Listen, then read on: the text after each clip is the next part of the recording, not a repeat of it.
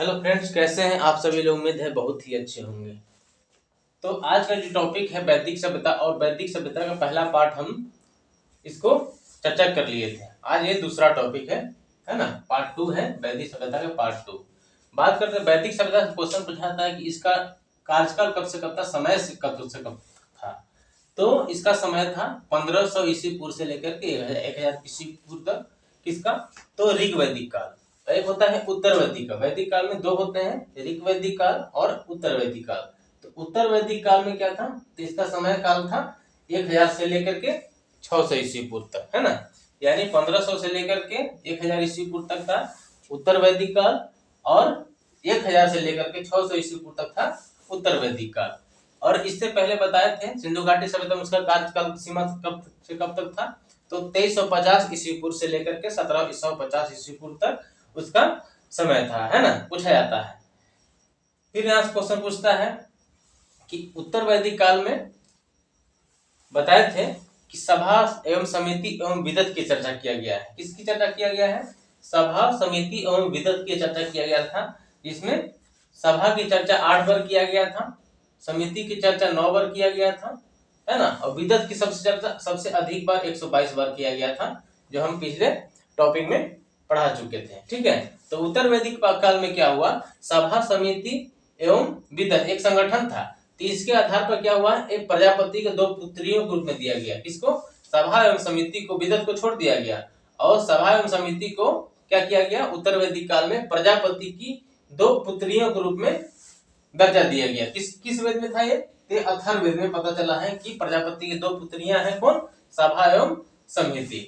ठीक है। तो यहाँ से ज्यादा क्वेश्चन नहीं बनता, ये बनता है कि प्रजापति के 2 पुत्रियों के रूप में किसे जाना जाता है? सभा एवं समिति को। ठीक है। तो बात करते हैं यह सभ्यता कैसी थी। तो आपको पहले बताया दिए थे पिछले वीडियो में कि ये सभ्यता ग्रामीण सभ्यता थी। वैदिक सभ्यता कैसी थी? ग्रामीण सभ्यता थी। सिंधु घाटी सभ्यता कैसी थी? तो नगरीय सभ्यता थी, शहरीकरण सभ्यता थी। ठीक है। तो इसका मुख्य आधार पूछता है कि मुख्य आधार क्या था, तो कृषि एवं पशुपालन, है ना। लोग जीवन यापन कैसे करते थे, तो कृषि करते थे और पशुपालन करते थे। ठीक है। कृषि और पशुपालन क्या होता था, तो ये मिश्रित कृषि में आता है। ठीक है। कृषि और पशुपालन जो एक साथ जो करते हैं उसको मिश्रित कृषि कहा जाता है। ठीक है। प्रिय पशु कौन था, तो प्रिय पशु गाय था। आपको याद रखना है कि इसमें प्रिय पशु कौन था? गाय। सबसे अधिक सर्वाधिक महत्व गाय को ही दिया जाता था। ठीक है। तो वैदिक कालीन में सबसे प्रिय पशु गाय होता था। ठीक है। और इसका सबसे अधिक महत्व दिया जाता था। बात करते मुख्य पेय पदार्थ क्या था, तो मुख्य पेय पदार्थ सोम था, इसको सोमरस भी बोलते हैं। खाद्य पदार्थ पूछा था, सबसे खाद्य पदार्थ क्या था, तो वैदिक कालीन में खाद्य पदार्थ मुख्य रूप से जौ और चावल, है ना। चावल की, धान की चावल बनता है, और जौ, है ना, इसकी मुख्य खाद्य पदार्थ था। बात समाज कैसी थी, समाज थी पितृसत्तात्मक। ठीक है। समाज कैसी थी? पितृसत्तात्मक, यानी पिताजी को दर्जा अधिक दिया जाता था। बात करते जाति का निर्धारण कैसे होता था, तो जाति का निर्धारण होता था जन्म के स्थान पर न होकर के कर्म पर हो गया था। क्या? जन्म के स्थान पर हो गया था ना, जन्म के स्थान पर न होकर कर्म पर हो गया। किस वैदिक काल में? तो उत्तर वैदिक काल में, है ना। उत्तर वैदिक काल में क्या हो गया, जाति का निर्धारण पहले क्या होता था, ऋग वैदिक काल में जन्म के स्थान पर होता था, लेकिन अब क्या हो गया, कर्म के स्थान पर। किसमें? तो उत्तर वैदिक काल में कर्म के स्थान पर जाति का निर्धारण होता था। ठीक है। बात करते हैं ऋग्वेद के 9वें मंडल में क्या है, तो 9वें मंडल में सोम देवता की चर्चा किया गया है। और क्या कहा गया है कि मैं 9वें मंडल में कहा गया है कि मैं कवि हूँ, मेरे पिता वैद्य हैं, और मेरी माँ आटा की चक्की चलाती है। किस वेद में? तो ऋग्वेद के 9वें मंडल में कहा गया है। यह क्वेश्चन पूछा गया, इसलिए हम यहाँ बार बार रिपीट करते हैं कि आप भूल ना जाए। ऋग्वैदिक काल की अगर बात करें समाज के, तो समाज की महिलाओं को काफी स्थिति अच्छी थी, काफी प्रोटेक्शन दिया जाता है ना। उनकी क्या है, ऋग्वैदिक काल में समाज में प्राण महिलाओं की स्थिति काफी अच्छी थी, उनको काफी प्रोटेक्शन दिया जाता, माने काफी उनको सम्मान दिया जाता था। उन्हें शिक्षा का अवसर भी दिया जाता था। क्या? उन्हें शिक्षा का अवसर भी दिया था, क्योंकि महिलाओं की स्थिति काफी अच्छी थी। आज भी जैसा नहीं है कि हाँ आज लोग महिलाओं को, लड़कियों को पढ़ाई नहीं करवाएंगे, पहले नहीं, उनको अच्छा मौका दिया जाता था, नहीं पढ़ाई लिखाई करिए, कुछ बनिए, मौका दिया जाता था। बाल विवाह का प्रचलन नहीं था। क्या था?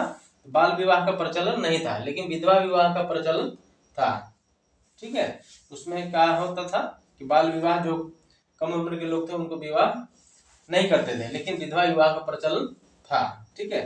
अब क्या प्रचलन में नहीं था, तो सती प्रथा एवं पर्दा प्रथा एवं बहु विवाह प्रथा का प्रचलन नहीं था। ठीक है। सती प्रथा के बारे में जानते हैं। सती प्रथा का समाप्ति किसने किया था? राजा राम मोहन राय ने। कब? 1829 ईस्वी में। ठीक है। ये आधुनिक हिस्ट्री से क्वेश्चन बनता है, लेकिन हम जब अभी तो प्राचीन भारत का इतिहास पढ़ा रहे हैं, फिर चलेंगे मॉडर्न हिस्ट्री में, फिर चलेंगे मेडाइवल और मॉडर्न, दोनों पढ़ाएंगे। सबसे पहले बात कर, धीरे धीरे सब हो जाएगा। ठीक है। तो प्रचलन किसका नहीं था? सती प्रथा, पर्दा प्रथा और बहु विवाह का प्रचलन नहीं था। सबसे प्रमुख देवता की बात करते हैं तो ऋग्वैदिक काल में सबसे प्रमुख देवता कौन थे? इंद्र भगवान थे। ठीक है। सबसे प्रमुख देवता कौन थे? इंद्र भगवान। और इंद्र को पुरंदर की उपाधि दिया गया था। किस लिए? क्योंकि इन्हें किला को जीतने वाला कहा जाता, किला को जीतने वाला या किला को भेदने वाला कहा जाता था। किन्हें? इंद्र भगवान को। ठीक है। दूसरा प्रमुख देवता कौन थे? तो दूसरा प्रमुख देवता थे अग्नि। ठीक है। अग्नि को क्यों दूसरा प्रमुख देवता? क्योंकि देवता एवं मनुष्य के बीच मध्यस्थता काम करते थे। क्या करते थे? देवता एवं मनुष्य के बीच क्या करते थे? मध्यस्थ का भूमिका निभाते थे, मेडिएटर का निभाते थे। ठीक है। इसलिए इनको अग्नि को दूसरा प्रमुख देवता माना जाता था। ठीक है। तीसरा प्रमुख देवता कौन थे? तो तीसरा प्रमुख देवता थे सोम।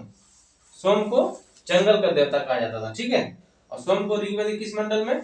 9वें मंडल में, याद रखना है। ठीक है। उत्तर वैदिक काल में क्या हुआ? धीरे धीरे चारों देवताओं का महत्व कम होने लगा, यानी अपनी भाषा में अगर बोले तो शेयर मार्केट डाउन होने लगा। किसमें?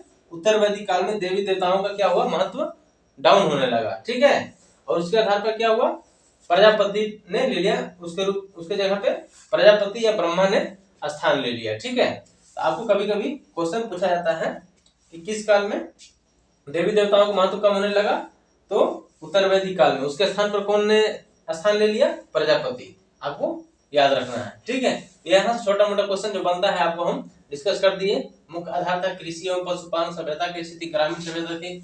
मुख्य प्रिय पशु कौन था? गाय था। मुख्य पेय पदार्थ सोमरस, खाद्य पदार्थ जौ एवं चावल। समाज कैसी थी? पितृसत्तात्मक, है ना। जाति व्यवस्था कैसा था? जन्म के स्थान पर कर्म का निर्धारण हो गया उत्तर वैदिक काल में। ऋग्वेद के 9वें मंडल में बता दिए। ठीक है। महिलाओं की स्थिति काफी अच्छी थी, उनको शिक्षा का अवसर दिया जाता था। बाल विवाह का प्रचलन नहीं था, विधवा विवाह का प्रचलन था। ठीक है। प्रचलन नहीं था तो क्या? सती प्रथा, बहु विवाह, ये सब का, पर्दा प्रथा का प्रचलन नहीं था, है ना। सोम प्रमुख देवता थे। क्या होता है? सबसे प्रमुख देवता कौन थे? इंद्र। और दूसरा प्रमुख देवता अग्नि, तीसरा प्रमुख देवता सोम। ठीक है। तो इसके बारे में आपको चर्चा यहाँ से क्वेश्चन बनता है। ठीक है। सबसे प्रमुख पॉइंट यहाँ वाली बात है कि आपको इसको याद रखना है। ठीक है। इसको याद रखना है। उत्तर वैदिक काल में विभिन्न प्रकार के दर्शन की चर्चा किया गया है। क्या होता है? विभिन्न प्रकार के दर्शन के बारे में बताया गया है और वहां से क्वेश्चन पूछा ही जाता है। वैदिक काल से अगर सबसे ज्यादा कोई क्वेश्चन पूछा गया है तो इस पार्ट से पूछा गया, दर्शन से पूछा गया है। सांख्य दर्शन की रचना किसने किया? योग दर्शन की रचना किसने किया? न्याय दर्शन की रचना किसने किया? वैशेषिक दर्शन, उत्तर मीमांसा, पूर्व मीमांसा और चरवाक दर्शन, यहाँ से क्वेश्चन पूछा गया है। जिसमें से ऊपर वाला 3 दर्शन काफी महत्वपूर्ण है, सांख्य दर्शन, योग दर्शन, न्याय दर्शन, ये काफी पूछा गया है। अब तो ये सभी पूछने लगा है। ठीक है। तो आपको 6-7 कितना है? 1 2 3 4 5 6 7 दर्शन को आपको याद रखना है। ठीक है। कि किस दर्शन को किस मुनि ने आपको इसको बताया। तो सांख्य दर्शन कपिल मुनि, कपिल मुनि ने कौन सा दर्शन की स्थापना किया था? तो सांख्य दर्शन की। ठीक है। तो कपिल मुनि ने शंख बजाया, पतंजलि ने योग सिखाया। ठीक है। आजकल बहुत सारा प्रोडक्ट पतंजलि का आ रहा है ना, तो पतंजलि ने योग सिखाया। गौतम मुनि ने न्याय किया। महात्मा बुद्ध गौतम मुनि ने क्या किया? सबके साथ न्याय किया, कोई भेदभाव नहीं। ठीक है। हर एक व्यक्ति के साथ न्याय किया। तो आपको याद रखना, ट्रिक याद रखना है कि कपिल मुनि ने शंख बजाया। ठीक है। कपिल मुनि ने शंख बजाया, पतंजलि ने योग सिखाया, गौतम मुनि ने न्याय किया, कणाद एवं उलूक ने क्या किया था? तो वैशेषिक का पाठ पढ़ाया, यानी वैशेषिक दर्शन। ठीक है। कणाद एवं उलूक ने क्या किया था? तो वैशेषिक दर्शन का पाठ पढ़ाया। और बादरायन उत्तरी मीमांसा और जैमिनी पूर्वी मीमांसा, चरवाक दर्शन चरवाक ने दिया था। ठीक है। तो आपको याद रखना है, यहाँ से क्वेश्चन पूछा जाता है। कपिल मुनि ने शंख बजाया, पतंजलि ने योग सिखाया, गौतम मुनि ने न्याय किया, कणाद एवं उलूक ने वैशेषिक दर्शन का पाठ पढ़ाया, बादरायन ने उत्तर मीमांसा का पाठ पढ़ाया, जैमिनी ने पूर्व मीमांसा का पाठ पढ़ाया और चरवाक ने चरवाक दर्शन का ज्ञान दिया। ठीक है, तो ये रहा वैदिक सभ्यता। और वैदिक सभ्यता से जितने भी सारे क्वेश्चन बनते हैं कंपटीशन एग्जाम में, हम आपको डिस्कस कर दिए हैं। हम उम्मीद यही करते हैं कि यहाँ से जितने सारे क्वेश्चन के डिस्कशन किए हैं, अगर इस टॉपिक से कोई क्वेश्चन आता है तो 99% है संभावना यहाँ से कोई क्वेश्चन छूटने वाले नहीं है। 1% की तो गारंटी कोई भी नहीं ले सकता है। ठीक है, लेकिन ज्यादातर संख्या में क्वेश्चन यहीं से पूछे जाते हैं और आपको याद रखना है। ठीक है, तो चलिए मिलते हैं फिर नेक्स्ट टॉपिक में। अगर यह वीडियो आपको अच्छा लगता है तो इस वीडियो को लाइक जरूर कीजिएगा। अगर चैनल पर नए हैं तो सब्सक्राइब भी कीजिएगा और बेल आइकन में प्रेस कीजिएगा, जिससे कि आपके पास नोटिफिकेशन तुरंत पहुंच जाए। ठीक है, तो चलते हैं फिर हम नेक्स्ट वीडियो में।